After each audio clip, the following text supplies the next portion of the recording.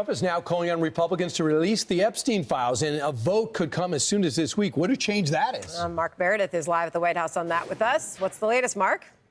Sandra, Brian, and Lawrence, it is a big U-turn for President Trump. He is now encouraging House Republicans to vote this upcoming bill in the House, which would basically compel the Department of Justice to release its files on the convicted sex offender Jeffrey Epstein, who died in prison back in 2019. Let me show you the post on Truth Social overnight. The president saying House Republicans should vote to release the files because we have nothing to hide, and it's time to move on from this Democrat hoax perpetuated by radical left lunatics in order to deflect from the great success of the Republican Party. Trump added, let's start talking about the party's record-setting achievements and not fall into the Epstein trap, which is actually a curse on the Democrats, not us. Now, the president has repeatedly called this Epstein probe, which has gained steam on Capitol Hill, even in just recent days, a hoax. We heard from House Speaker Mike Johnson over the weekend, who says this is all about politics, not transparency.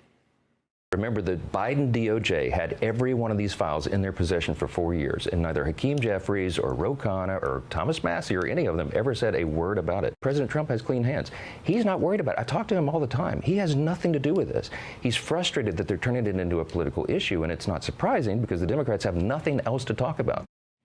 Perhaps one of the most dramatic moments we've seen in the past 48 hours or so is Congresswoman Marjorie Taylor Greene of Georgia, who is a staunch supporter of the president, who has been out there publicly saying she wants to see these documents released and she's going to vote in favor of it. She and Trump are now in a war of words with each other, and he is being very critical of her, saying basically he doesn't want to see her in Congress anymore. He's not going to endorse her. He also said that the threats that she's getting, that he does not believe public safety is a risk for her. She says she's gotten a lot of threats for coming out in support of this. But Sandra, Brian, and Lawrence, there, I think, is another X factor in all of this going to happen. So the House will vote on whether or not to release the files. All indications are the votes will be there. It kicks it over to the Senate. We don't know what the Senate is going to do, whether or not it would actually get a vote there. And then there's always the possibility of a presidential veto, which would kick this issue back to Congress.